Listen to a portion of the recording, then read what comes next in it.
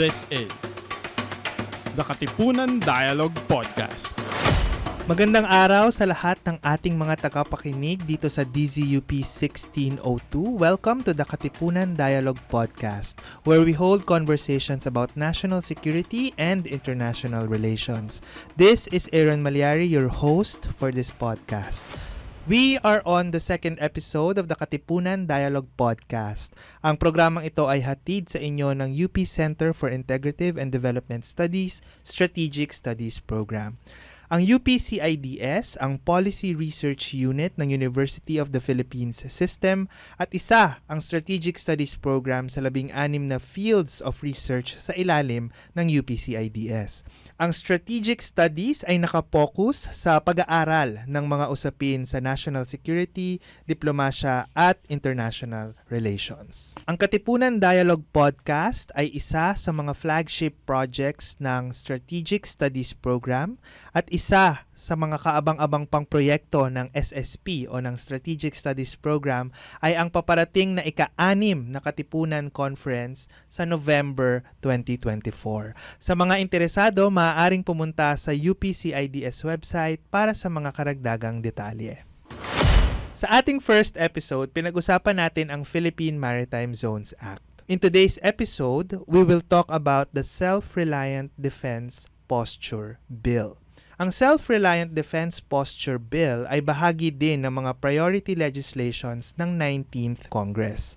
Isa sa mga pangunahing layunin ng panukalang batas na ito ay ang pagdidevelop ng sariling industriya ng mga armas pandigma at pandepensa ng bansa at bawasan ang labis na dependence sa importation mula sa iba't ibang bansa kagaya ng United States. To help us understand more about the Self-Reliant Defense Posture Bill, makakasama natin ang isang seasoned defense analyst na nagsilbi sa iba't ibang opisina tulad ng Office of the President, Department of National Defense, Armed Forces of the Philippines at Philippine Navy. Naging bahagi din siya ng iba't ibang legislative technical working groups sa mga usapin ng strategic, marine, and defense issues. So let us welcome sa Katipunan Dialogue Podcast, Mr. Jesse Pascasio. Hello Sir Jesse, kumusta kayo? Mabuti naman, Aaron, at salamat sa pag-imbita sa akin dito. Alright, so let's hit the ground running, no? Siguro to start off, sir, pwede nyo ba muna kaming bahaginan, no, ng ano ba yung principle na tinatawag na self-reliance in relation sa pagbubuo ng isang bansa ng kanyang national defense posture? Okay, pag sinabi kasi nating self-reliance, dalawang ibig sabihin yan, no? May dalawang bahagi yan. Unang-una ay kaya ng isang bansa na ipagtanggol ang kanyang sarili nang hindi umaasa sa tulong ng iba. Okay. So, ibig sabihin, no, tayo ay nagpo-produce ng sarili nating mga kagamitan, bala, o barko, eroplano. No? Okay. Now, pangalawa, di ba, is kung tayo naman ay aasa sa ibang bansa, no, kasi mahal ang ang teknolohiya, no, ibig sabihin tayo rin ay magmamay-ari noong mga teknolohiyang kailangan natin, no. So marami ngayong mga bagong arrangements, no, sa iba't ibang bansa tulad ng sa Korea at sa Indonesia sa pagbuo na ang panibagong fighter jets, no. Ganon din naman sa US at sa Egypt sa pagbuo ng mga panibagong tangke, no. Ibig sabihin may stake yung bansa natin dun sa particular technology, no, kung hindi man kung aasa man tayo sa tulong ng iba. Okay, so dalawa yon, no. Number one, may kakayahan tayong ipagtanggol ang ating sarili, no, using our own industries, and at the same time we actually either own or co-own the defense technology.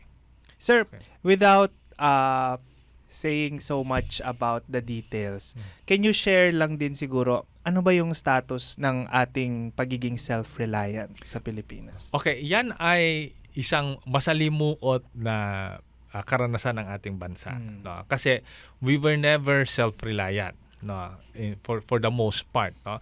Marami noong mga 1970s, no, late 1970s, noong nag-announce ang United States na sila ay magdo-draw down ng kanilang mga puwersa dito sa Asia, no, meaning sa Japan, sa South Korea, at dito sa Pilipinas.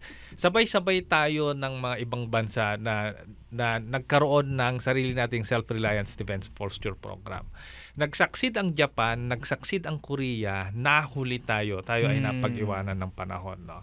So nakakalungkot 'yan, no. So ngayon ay tayo iisa ang nag-survive, no, which is Arms Corps. Okay? Yung mga nagsimula nung araw, namatay silang lahat. Okay? So wala halos ano. Although makikita pa rin natin sa ating inventory yung mga nagawa nung araw katulad ng Simba tanks ng Army. Pero itong mga mga armas na to, I mean, kumpara mo doon sa mga pinoproduce ng ibang bansa, medyo talagang backward siya. And then we also ended up with laws, no, katulad ng AFP modernization program na hindi rin nag-encourage dun sa pagtatayo ng sarili nating industriya kasi nandun sa mga batas na yon na ang pwede lamang bilhin ng gobyerno ay yung mga ginagamit sa at least 2 other countries, no. So paano kung dinevelop siya ng ng isang Philippine company na hindi pa naman siya ginagamit sa ibang bansa? Ibig sabihin disqualified siya. So hindi siya nakatulong para i-promote yung sarili nating industriya. Okay, sir. So kung ganyan yung context natin. So if we talk about this particular bill, paano ba, sir, reflected yung principle ng self-reliance dun sa kasalukuyang panukalang batas ngayon, no? So ano ba sa tingin niyo yung mga key provisions about this proposed bill na mahalagang mapinpoint natin to understand also yung self-reliance? Okay. Yung mga iba't ibang bansa na nag-succeed, no, on having their own defense industrial base, merong 4 usually, no, na elemento that produce the required mix, no. Unang-una ay defined ang role ng gobyerno sa pagde-develop ng teknolohiya. Okay. Now, under the previously dun sa old na batas, ang sinasabi lang doon ay allowed ang gobyerno na magpautang sa pribadong sektor upang mag-produce ng pangangailangan natin. Period. Okay, gano'n lang yun, no? Sa panibagong bill, ang maganda dito ay dinefine niya ang role ng government. Number 1, government is a planner. Okay, so siya ang maggagawa ng roadmap through an undersecretary, no, that is going to be an office created under the Department of National Defense. Okay, number 2, government would also be a provider of investments. Okay. And then number 3, government would also lead in research and development. Okay. So kumbaga may defined na mas pinalawak, no, yung role ng government with respect to the development of the industry. Okay. Number 2, meron din siyang financing scheme, no. Dati kasi yung sa old na batas, sinabi lang na okay, may malaking pondo na ilalagay sa Development Bank of the Philippines, pwede nang umutang dyan. Okay, tapos palalaguin na lang ulit yung pondo, no? At this time, sinabi na mayroong pagkukuhanan ng pondo, no, para sa SRDP.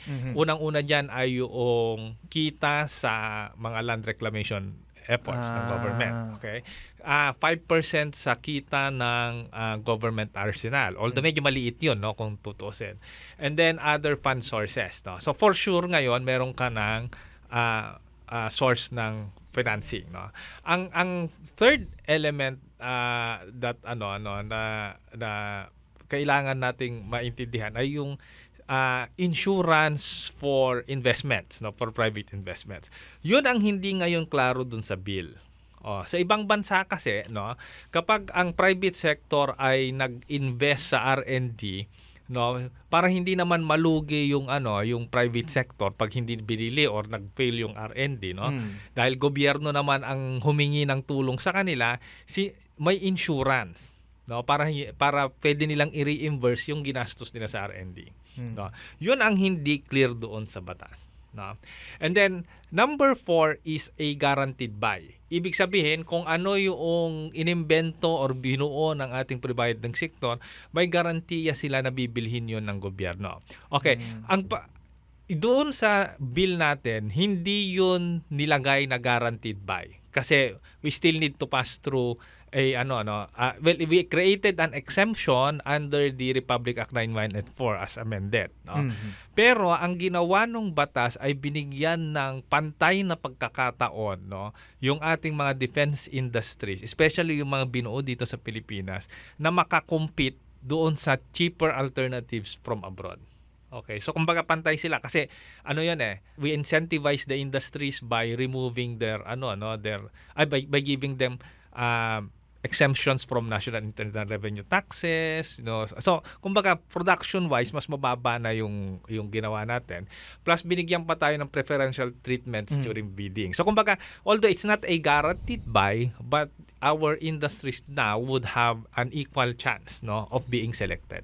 Sir, tama ba yung intindi ko na we can also maybe look at it na para siyang PPP? Well, may pagkakaiba rin with a PPP, kasi dito kasi yung sa PPP kasi pwedeng at the end of the day you don't own the technology. This time kasi is we will be owning the equipment and the technology, So medyo ibang konsepto kasi yung PPP kasi yung sa PPP kailangan yung project mo ay kumita. Ang difference kasi sa defense industry, hindi mo makikita ang kita. In fact, merong mga countries like Australia, sinasubsidize nila yung kaisa-isa nilang defense shipbuilder, which is Austal.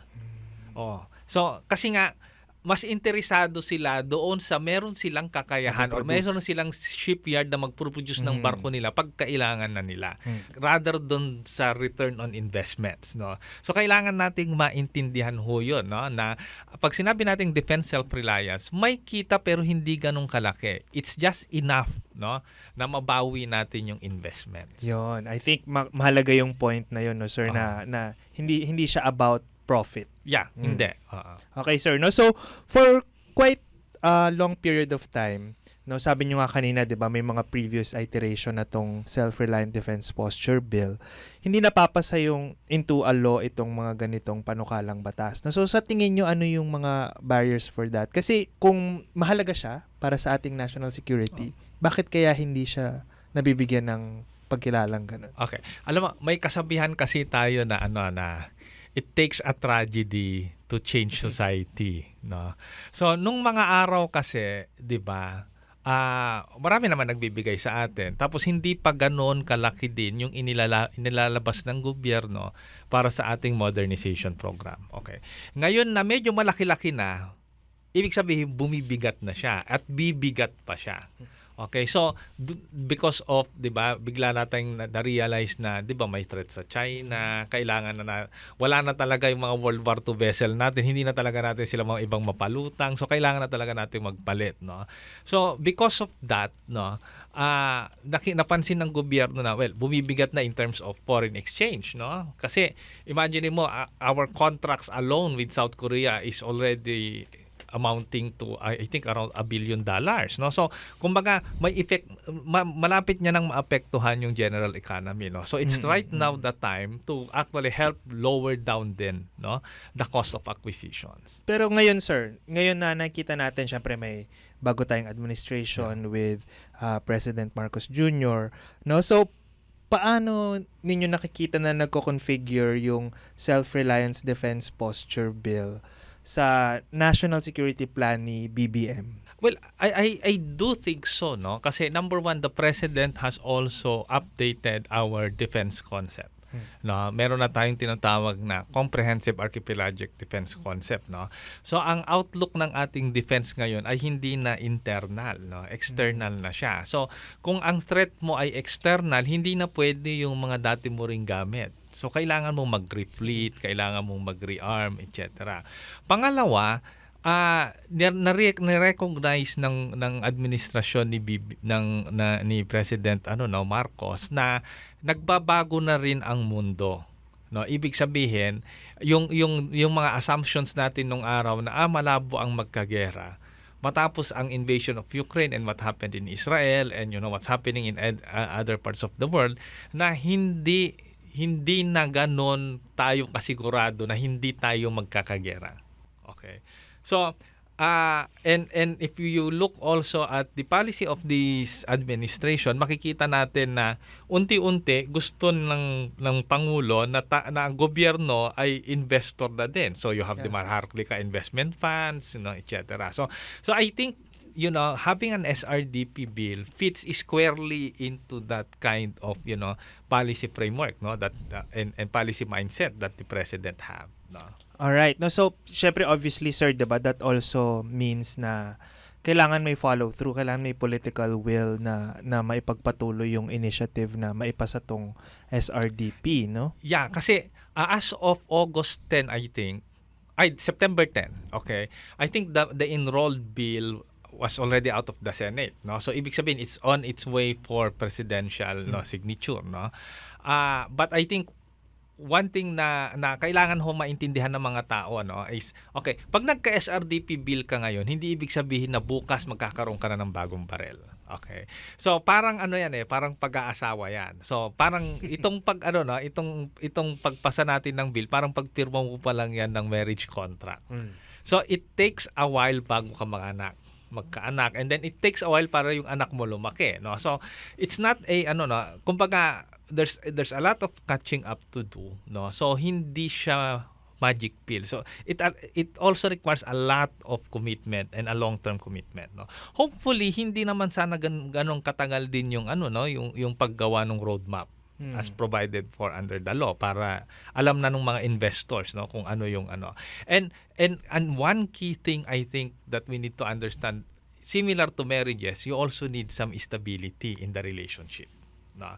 So kailangan, 'di ba, yung inaasahan ng private sector sa gobyerno na i-provide niya, ma-i-provide niya din. Okay, sir, no. So medyo na segue niyo na dun sa kasi yung susunod ko sanang itatanong talaga. So sige, no, mahalaga yung konsepto ng self-reliance defense, posture, tapos on the road na yung SRDP bill, no? Pero dun tayo, sir, sa medyo practical side of things. Katulad nung binanggit nyo na hindi nga siya bukas may baril na tayo, no? So, pwede nyo bang i-share lang ilan, sir, sa mga, ano ba yung mga industrial requirements, no? Para ano yung mga requirements, kumbaga, para masabi natin na we are on our way to build a self-reliance defense posture? Okay. I think pwede tayong magsimula, no, kung ano na yung meron tayong industry na medyo advanced na tayo, no. For example, because we are already a major exporter of electronics product, then maybe we could start from that, no. For example, drone technology, no, kasi may mga industriya na tayo dito na gumagawa ng mga parts, no. The other area which is bright for SRDP is shipbuilding, no, considering that we are already I think number 3 or number 5, no, among the top shipbuilding countries in the world, no. Okay, medyo malayo pa tayo pagdating sa aviation. Okay, malayo pa tayo doon. So, siguro ang best strategy natin for aviation is maki-partner muna tayo, no. Okay. Now, there are a lot of strategies that could be done, no. In other countries like Japan, for example, no, ang ginawa nila ay production under license. So instead na mag-research and development sila, bumili sila ng lisensya sa mga foreign defense manufacturer ng lisensya at saka nung design para sila ang gumawa sa kanilang bansa. Patents, no, sir. So pwede rin yung gano'n, no. Especially na meron yung ibang bansa like na kumbaga i-decommission na yung old designs nila, pero kung applicable parang naman sa atin, pwede na lang natin bilhin yon.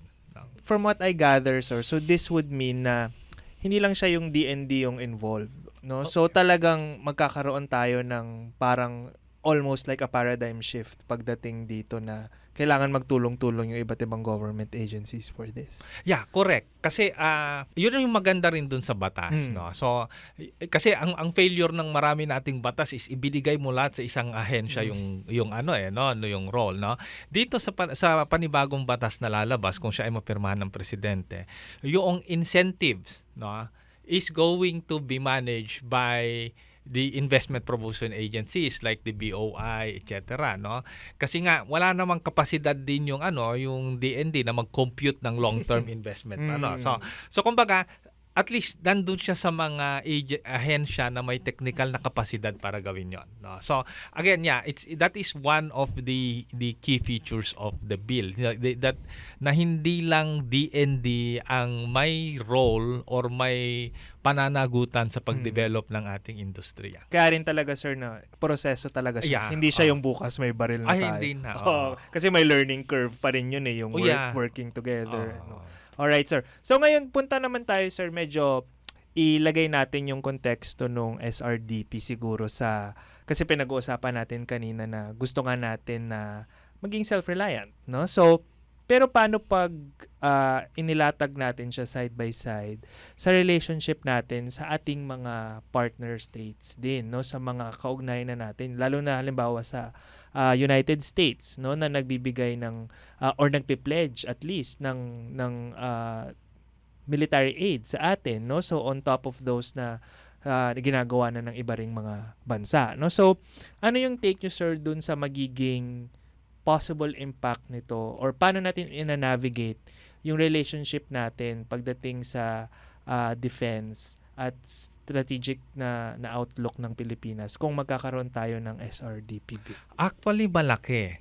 No? Kasi nga, for example, paano ka ba matututo sa isang advanced industry? Siyempre, kailangan yung advanced technology pumunta sa atin. No? So, dahil meron tayong close relationships with Australia, Japan, South Korea, and the United States. So pwede na tayo ngayon makipag-negotiate ng mas advanced na industrial cooperation with them. Halimbawa, no, pwede nating i-position na yung ating yung ating bansa na pwede ba dito na yung maintenance and repair hub mo?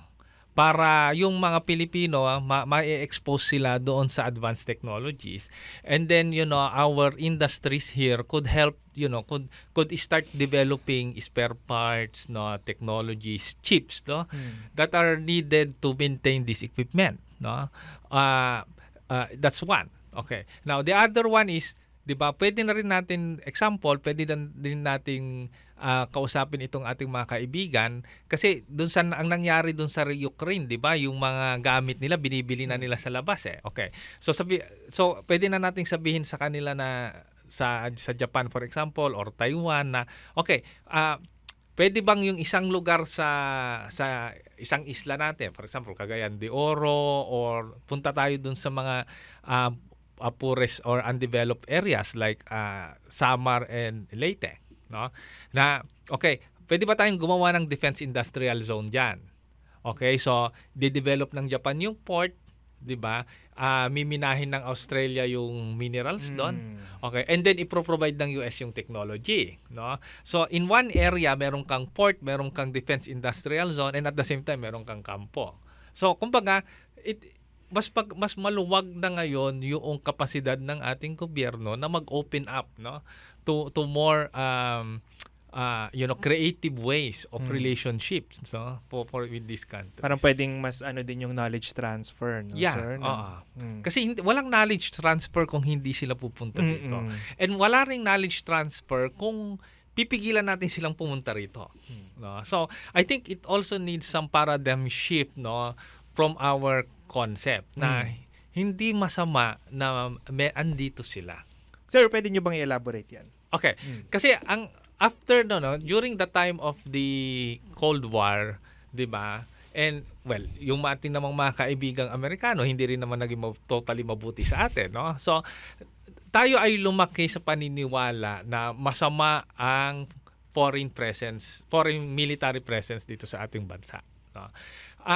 Pero that was before, no? So dapat diba, hindi na sa kinakalimutan natin yung ating mga masasamang karanasan, no, nung may foreign forces dito. Pero the demands of security right now calls for more cooperation, more collaboration, and not national isolation.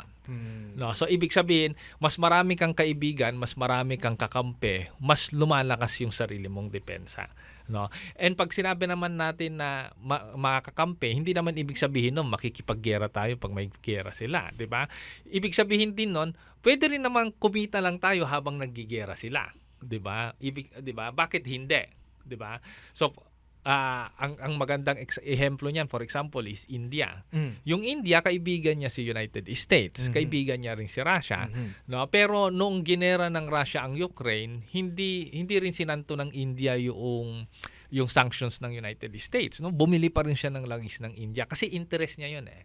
No? So, right now, I think we need to have a more confident foreign and national security policy, no, or a defense perspective, na hindi na tayo yung bansa na tinutulak-tulak na lang ng kung sinong power no. We are already a middle power. Tayo na ngayon tayo ay a lot of countries have already recognize our leadership in certain issues, for example like in the South China Sea issues, no. So while the world is already looking in the Philippines, we should also have a more confident outlook, no. Hindi na tayo takot na dun sa foreign powers.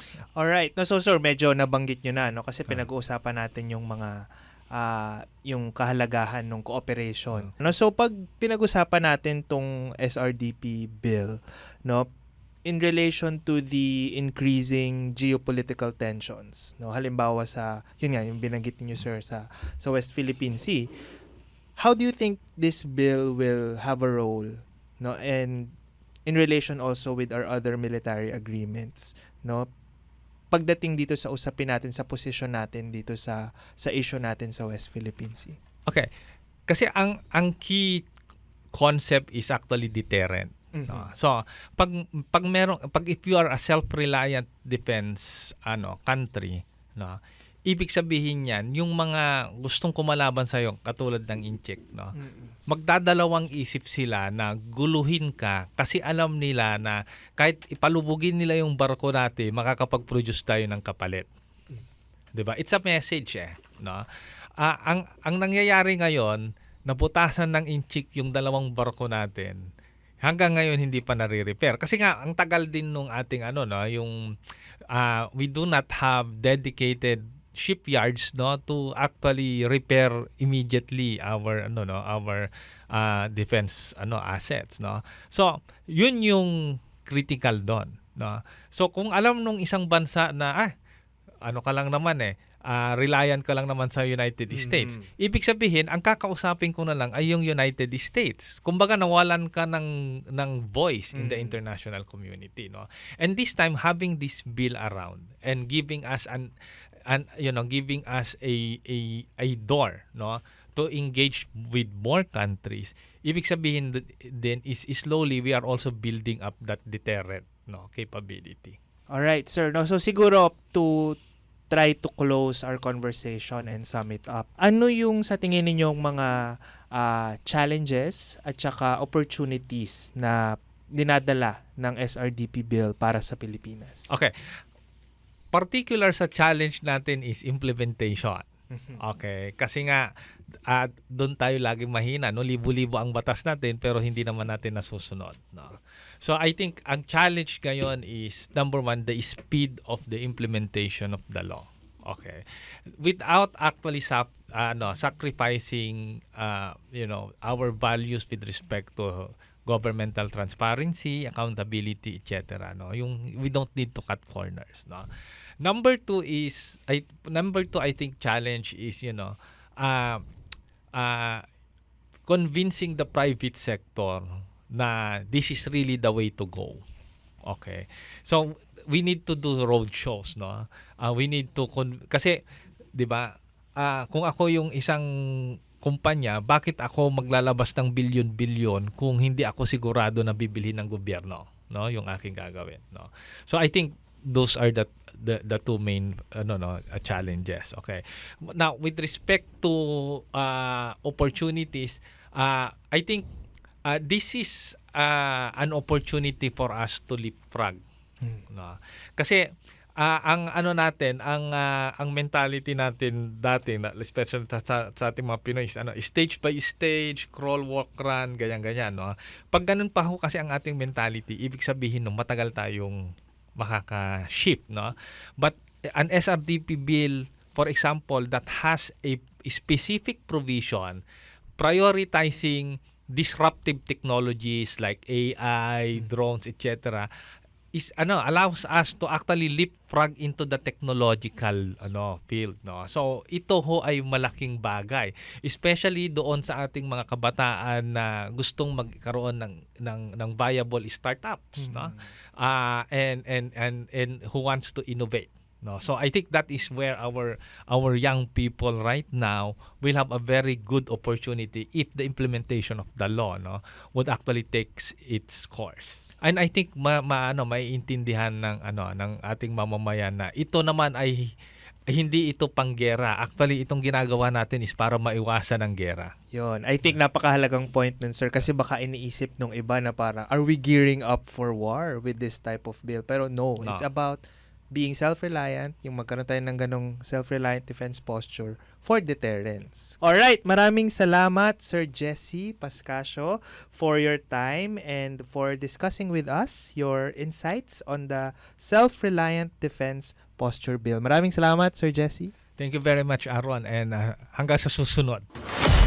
Kasabay ng pagharap ng bansa sa tumitinding geopolitical tensions, lalo na sa bahagi ng West Philippine Sea, lalong nagiging mahalaga ang sagot sa tanong na paano nga ba natin bubuuin ang kakayahan ng ating bansa na ipagtanggol ang sarili sa sino mang gustong manakop o umagaw ng ating mga teritoryo at likas na yaman.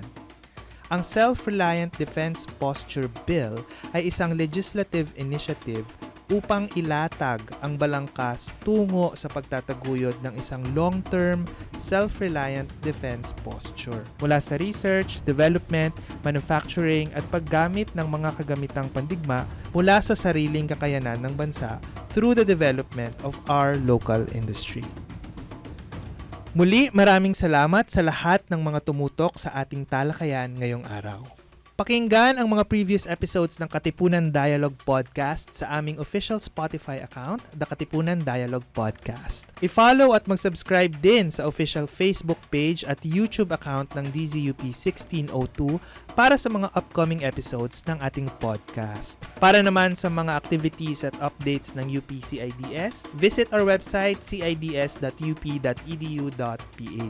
This is Aaron Malyari. Thank you very much for listening. See you again in our next dialogue. Only here sa DZUP 1602. Kasali ka!